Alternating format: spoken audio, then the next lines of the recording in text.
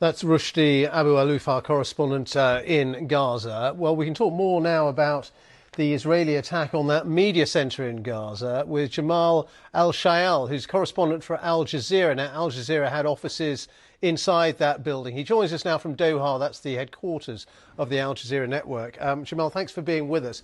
What do you know about this attack on that media building in Gaza?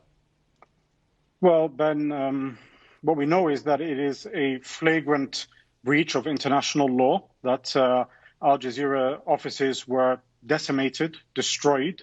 All of the equipment inside it, everything inside it was destroyed live on TV.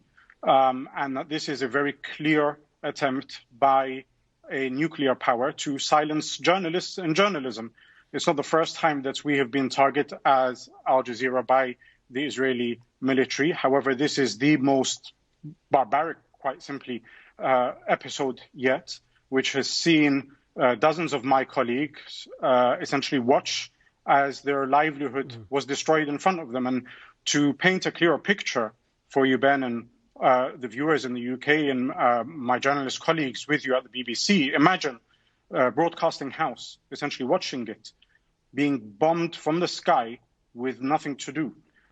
These are journalists, award-winning journalists. Al Jazeera actually abides by Ofcom regulations. We are the most professional when we come to report on what is happening.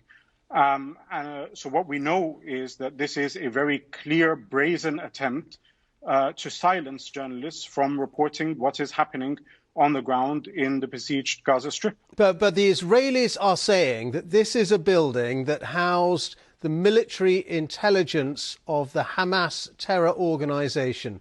They are saying, yes, it hosted offices of civilian media outlets like your own, but it also was used by Hamas as a place to hide and also to use your journalists there as human shield. I'm just saying, just so the viewers know, this is what Israel is saying.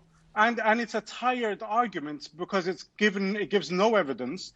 This is a building that had the Associated Press, a US-owned news agency, one of the world's most renowned news agencies in the world. Do you really think that the Associated Press would be in a building that has Hamas commanders in it? It's offensive to even give that any sort of a reference, because what we've seen from the Israelis, we just saw the Israeli military 2 days ago use journalists as in an attempt to trick the fighters in Gaza into believing that there was a ground operation.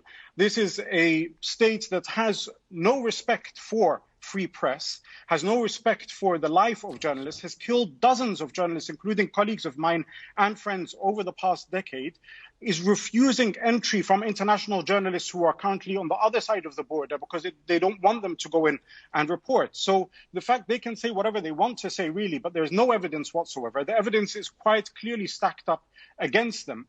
And the fact that as a British citizen, my government in the United Kingdom and other international members of the international community are doing nothing about this attack on journalists and on free press is, quite frankly, distressing as a journalist, because what it means is that when we go out to do our jobs, we are directly in the line of fire of a regime that has shown little to no respect, in fact, has shown nothing but contempt towards journalists. And it's high time that as journalists, we start calling this out. This is not a question about both sides.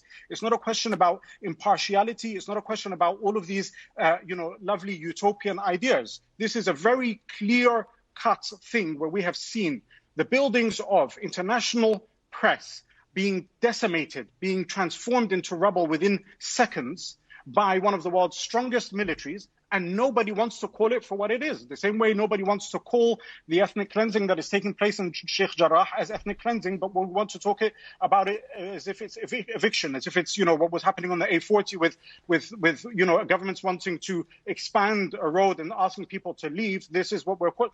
It's high time we depart from these nuances that really do not represent the reality, and we call things for what they are.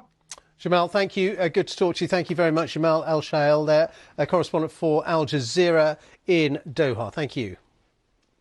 Thank you.